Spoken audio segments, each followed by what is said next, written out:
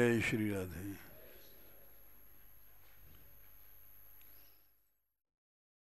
श्री भगवान उवाच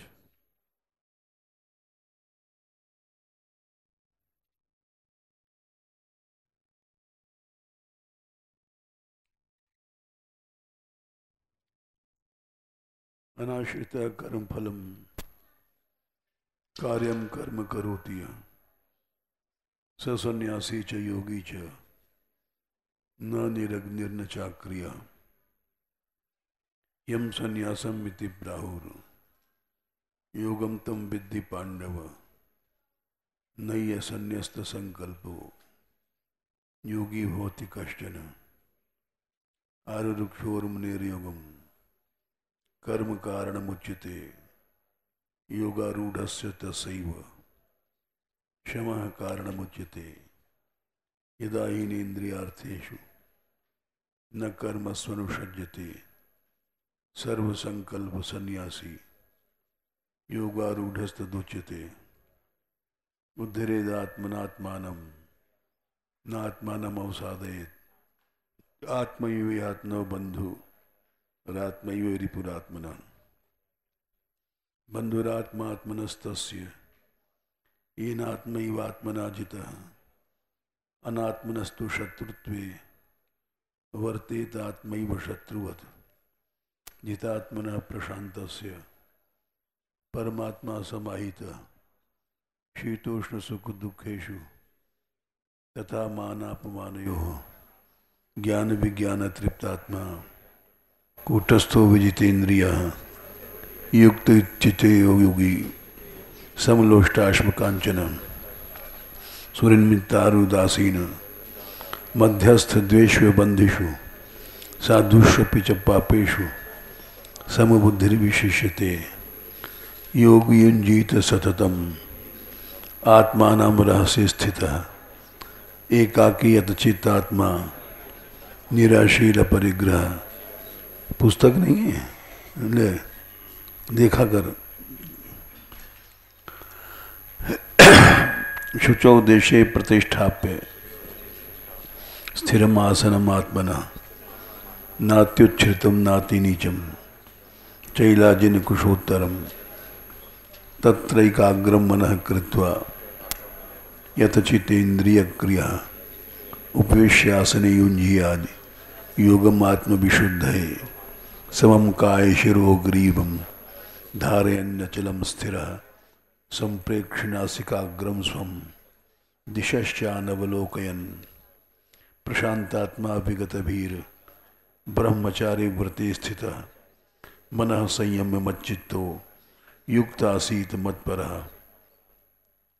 युञ्जन्नेम सदात्मानं योगी नियतमानसः शांतिं निर्वाण परमां मत्संस्थामधिगच्छति नात्यश्नतस्तु योगोस्ति न चैकान्तमनश्नतः न चाति स्वप्नशीलस्य जागृतो नैव चार्जुन युक्ताहार विहारस्य युक्तचेष्टस्य कर्मसु युक्तस्वप्नावबोधस्य योगो भवति दुःखः यदा विनीतं चित्तम् आत्मन्येवावतिष्ठते निस्पृहः सर्वकामेभ्यो युक्त इत्युच्यते तदा यथा दीपो निवातस्थो नेङ्गते सोपमा स्मृता योगिनो यतचित्तस्य युञ्जतो योगमात्मनः यत्रोपरमते चित्तं निरुद्धं योगसेवया यत्र चैवात्मनात्मानं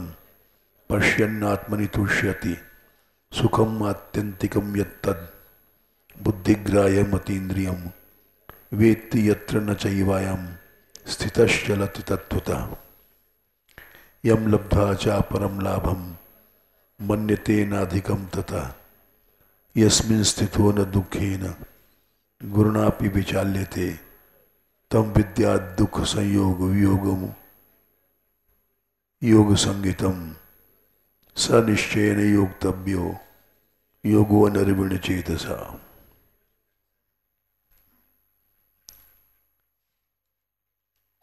आत्यंतिक सुख की पहचान है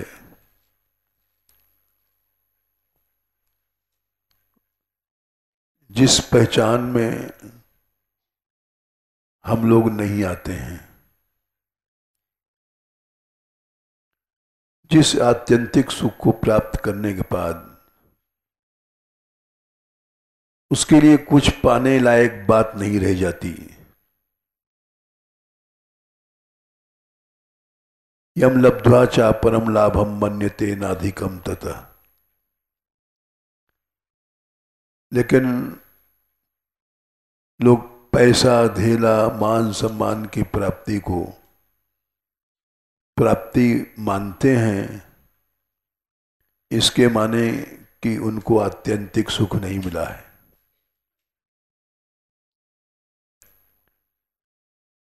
बहुत सुंदर थर्मामीटर बुखार नापने का भगवान ने बताया। नोटों को बंडल रख दो, अच्छे से अच्छे महंत खुश हो जाएंगे, क्योंकि उसकी प्राप्ति को वो प्राप्ति समझते हैं। इस पैमाने पे फेल हैं हम लोग। जिस आत्यंतिक सुख की प्राप्ति के बाद उससे ज्यादा कुछ भी नहीं मानता है, धन संपत्ति, मान सम्मान,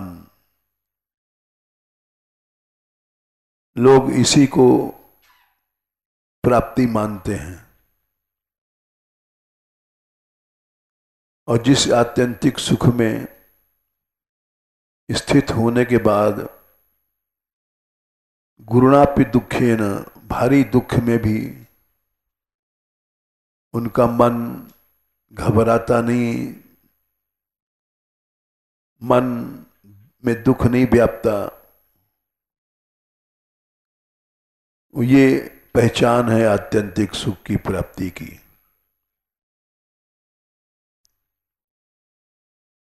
दो बातें बताई भगवान ने कि उससे अधिक किसी प्राप्ति को प्राप्ति नहीं मानता है। चाहे करोड़ की संपत्ति, चाहे 10 करोड़ की, चाहे अरब खरब, संसार में कोई भी चीज ऐसी नहीं है जिसको वो आत्यंतिक सुख की प्राप्ति वाला प्राप्ति मान ले या अधिक मान ले। हम अपने आप को नापने का भगवान ने एक थर्मामीटर दिया, पैमाना दिया। जब तक हमको अच्छा भोजन, अच्छे भोग, अच्छा मान सम्मान प्रिय लगता है, इसके माने कि हमको आत्यंतिक सुख नहीं मिला और न मिलने की आशा है। ये एक ही श्लोक ऐसा है जिसको लेकर के हम घूमें तो मालूम पड़ेगा सब संसार भूखा है।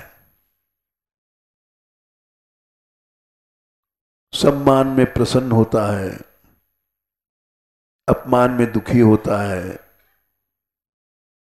तो उसको कोई भी आत्यंतिक सुख की प्राप्ति नहीं है। गुरुणापि दुखे न, भयंकर दुख में भी उसको दुख की प्रतीति नहीं होती है।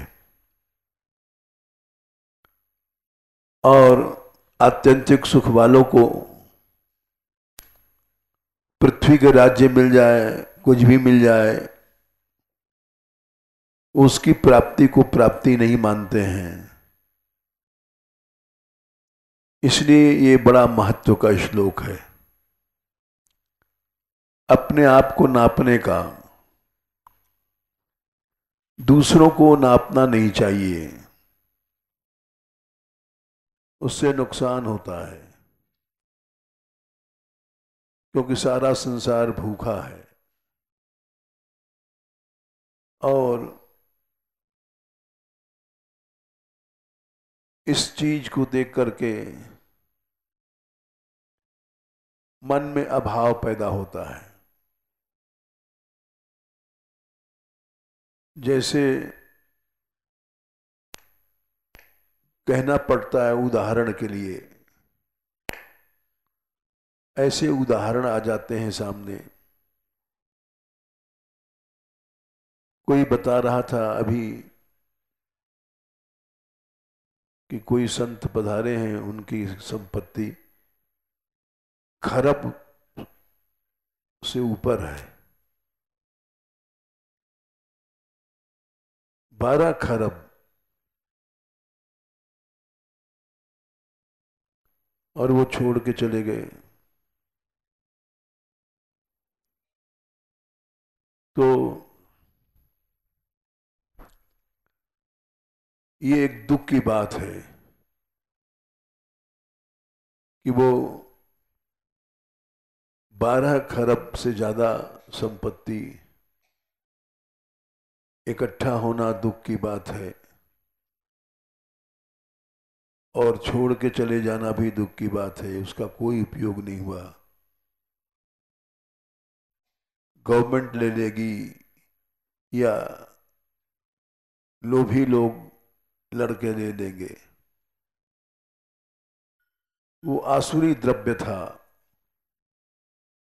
असुरों के हाथ में पड़ेगा। आसुरी इसलिए था कि संग्रह करना आसुरी वृत्ति है। को गृध्येद पंडितो लक्ष्मी अपि त्रिविष्टप पतेरपि। इंद्र ने कहा है, इंद्र बनना कोई अच्छी चीज नहीं है। कोई भी पंडित विद्वान तीनों लोक की लक्ष्मी इंद्र बनना पसंद नहीं करेगा। वो इंद्र फिर आसुरी भाव को प्राप्त हो जाता है। को गृध्येत पंडितो लक्ष्मी अपि त्रिविष्टप पतेरपि यया हम आसुरो भावो।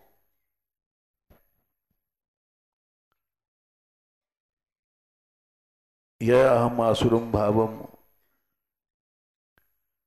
संख्या बताना। मैं इंद्र होकर के आसुरी भाव को प्राप्त हो गया। 6वें स्कंद में है, इंद्र ने गुरुदेव का अपमान किया, बृहस्पति नाराज होकर चले गए। नित्योद्य विबुधेश्वर याद आ गया। विबुधेश्वर माने देवताओं का राजा, मैं इंद्र। यया हम आसुरम भावो नित्योद्य विबुधेश्वर। मिल गया, इधर ना।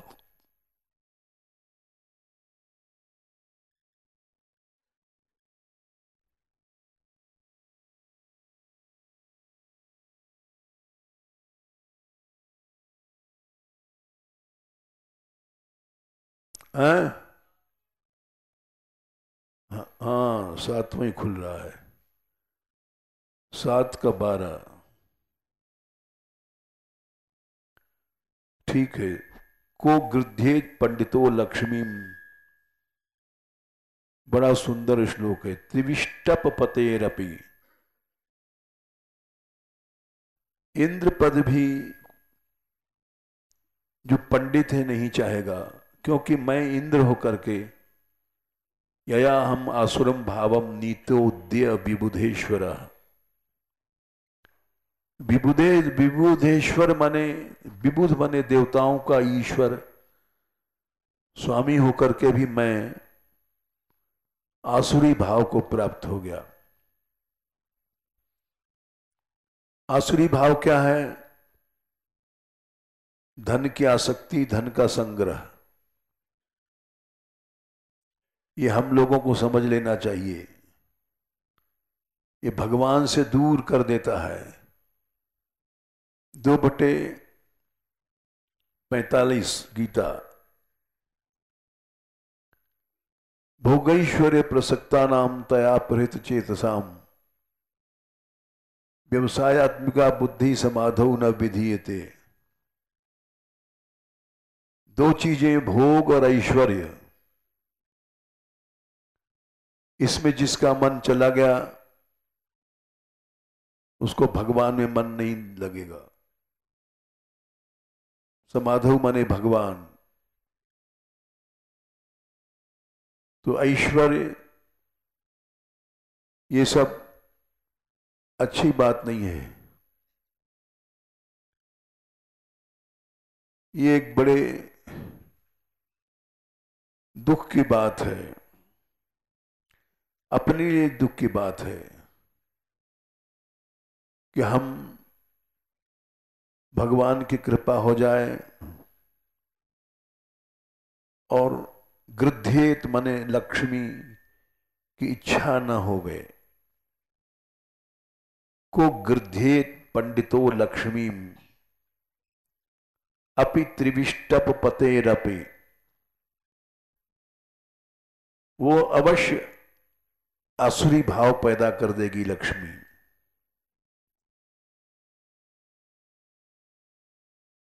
या आसुरम भावम नीतोद्य विबुधेश्वर। हमारे यहां निश्चित भगवान की कृपा है। कोई भी जितने संत यहां रह रहे हैं उनका संग्रह नहीं दिखाई पड़ता है। होगा मान लो किसी के मन में थोड़ा बहुत, मन में तो कभी कभी दिखाई पड़ जाता है शब्दों से कि व्यक्ति धन चाहता है। ये एक दुख की बात है। पंडित बनो, भगवान कह रहे हैं पंडित वही है जो लक्ष्मी की इच्छा नहीं करता है, उसी को पंडित कहते हैं। को गृध्येत पंडितो लक्ष्मी।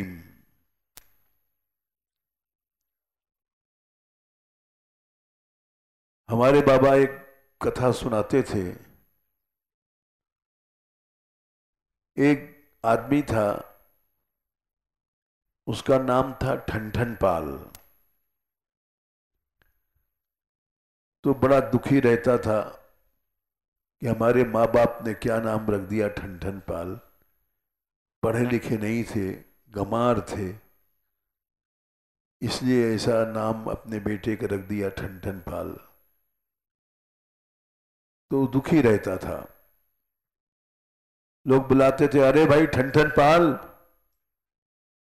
तो सुन करके वो सोचता है था कि क्या करें, हमारे माँ बाप ने नाम रख दिया है, अब मिट नहीं सकता। दुखी रहता था। एक दिन वो जा रहा था, कोई मर के उसका विमान जा रहा था, टिकटी अर्थी। बोले कौन मर गए भाई? बोले अमर सिंह। बोले अरे भाई अमर और मर गया, ये तो नाम ठीक नहीं बैठा। फिर आगे जा रहा था तो एक बुढ़ा, बहुत दुबला पतला, 80 से उम्र ज्यादा थी, भूसा ढो रहा था। तो उससे पूछा, भाई तुम इस बुढ़ापे में भी भूसा ढोते हो? बोले क्या करें भाई, बेटा बेटी फिर रोटी नहीं देंगे।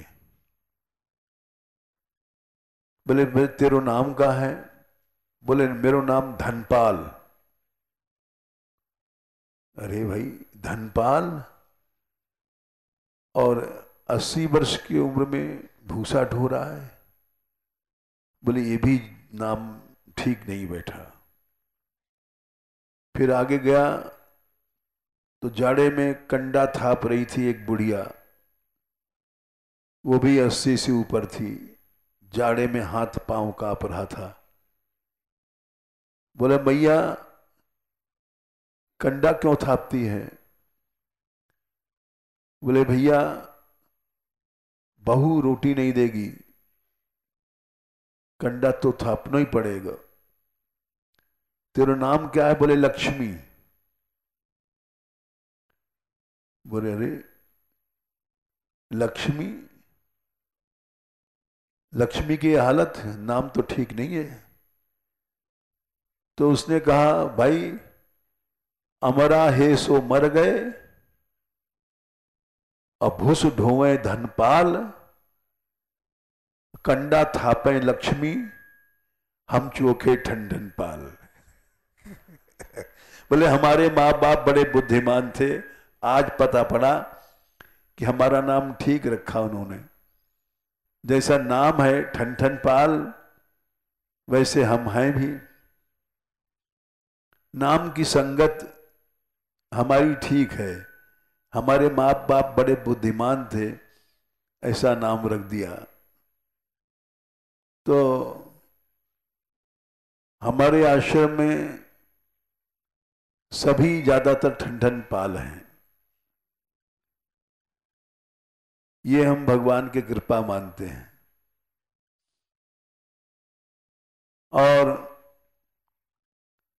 इसका प्रमाण है कि सब सेवा परायण हैं। ऐसा कोई भी आश्रम नहीं मिलेगा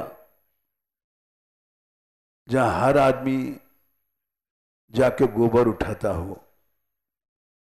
हमारे यहां गौशाला में बड़े बड़े संत हैं, अच्छे साधक साधिकाएं हैं, लड़कियां छोटी से छोटी 8 साल की भी हैं, वो सब जाती हैं, सब जाते हैं सवेरे सवेरे। इससे मालूम पड़ता है कि ये भगवान की साक्षात कृपा है। अहम को जलाने का सबसे ऊंचा साधन सेवा है। न जप न तप, उन चीजों में अहम उत्पन्न हो सकता है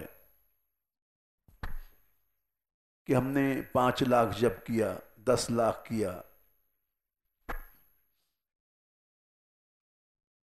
ये श्रीमद् भागवत का प्रमाण है।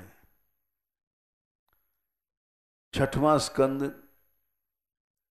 3रे अध्याय में, 2रे अध्याय में 23 तान्यघानि पूयन्ते तपोदान जपादि भी हैं। 6:2:17 तप या दान या जप,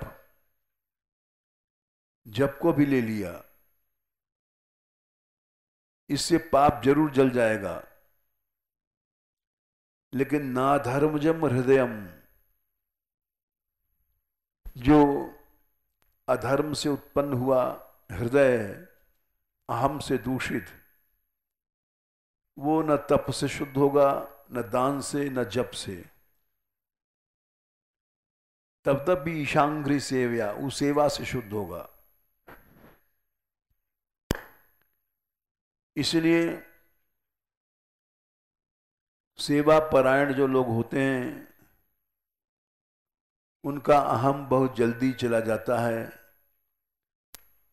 वैसा दान करने वाले, तप करने वाले, जप करने वालों का नहीं होगा। सेवा परायण ये बहुत बड़ी बात है। निश्चित भगवान की दया है, यहां हर छोटा छोटा बच्चा भी सेवा परायण है और दौड़ के जाता है। ऐसा नहीं कि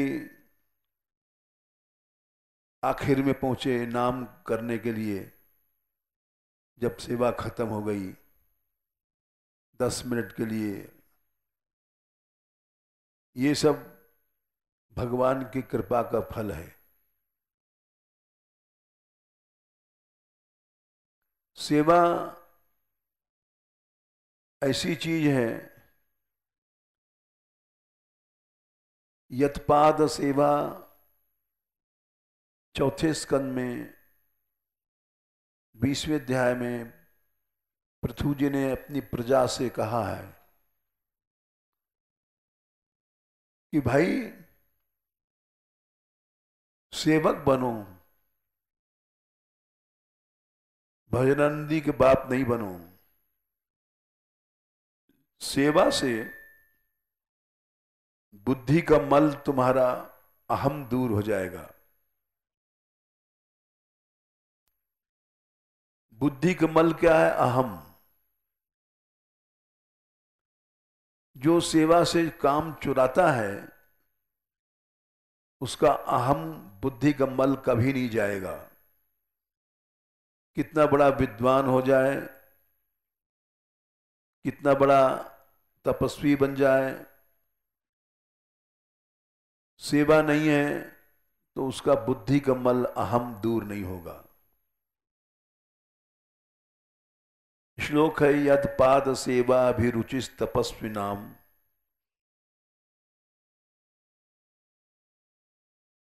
21वें अध्याय, चौथा स्कंद, 4, 21, 31। सेवा में रुचि आ गई, अशेष जन्मोपचितम मलम धिया। ये हर जन्म में हमारी बुद्धि मैल इकट्ठा करती है। हम जो काम करते हैं उसका अहम, मैल क्या है? अहम। हम पढ़ गए तो हम सोचते हैं विद्वान हैं, हम विरक्त हैं तो हम सोचते हैं विरक्त हैं, हम साधु हैं, संत हैं। ये सब अहम की वैरायटीज हैं जो बुद्धि में जमा रहती हैं। कोई बाप बन गया तो सोचता है हम बाप हैं, कोई कहती है हम माँ हैं, कोई कहता है हम गुरु हैं। ये सब मल है। चैतन्य महाप्रभु जी ने कहा कि ये अपने को यति साधु समझना भी एक गंदगी है। ना हम विप्रो न च नर प्रतिर्, नो वनस्थो यतिर्वा, ना हम विप्रो न च नर प्रतिर्, और नापि वैश्यो न शूद्रो, नोवा वर्णी न च गृहपतिर, नो वनस्थो यतिर्वा। मैं यति मने साधु भी अपने को समझना, मैं कुछ हूं, विरक्त हूं, ये सब मैल है। फिर क्या समझें? किंतु प्रोद्यन निखिल परमानंद पूर्णामृताब्धेर, गोपी भर्तु पद कमलयोर दास दासानुदास। बोले अपने को दास भी मत समझना, दासों के दासों को दास, छोटा से छोटा।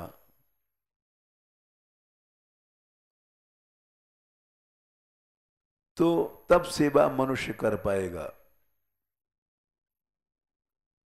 नहीं तो खड़ा रहेगा कि कैसे डलिया उठावें, हमारी इज्जत घट जाएगी। और अहंता की डोर में, पाश में बंधा रहेगा। सब लोग काम कर रहे हैं, वो खड़ा खड़ा देखेगा,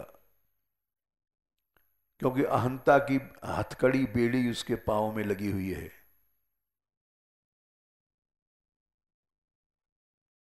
इसलिए उसकी पहचान है कि खड़ा है, सेवा नहीं कर रहा है, बुद्धि में मल जमा है और वो मल उसको सेवा नहीं करने देता है। यद पाद सेवा विरुचिव तपस्विनाम अशेष जन्मोपचितम मलंधिया। सेवा करने लग जाए उसी समय उसका मल जो लाखों जन्म का इकट्ठा हुआ है, सत्य क्षिणोति, उसी समय वो मल जल जाएगा। जैसे दीपक जलाओ तो रोशनी ये नहीं कहेगी अंधेरा अभी का है, कि 2-4 साल पुराना है, कि 10 साल पुराना है, कि 20 साल पुराना है। चाहे 1,00,000 साल पुराना अंधकार है, रोशनी जली और वो अंधेरा दूर हो जाएगा।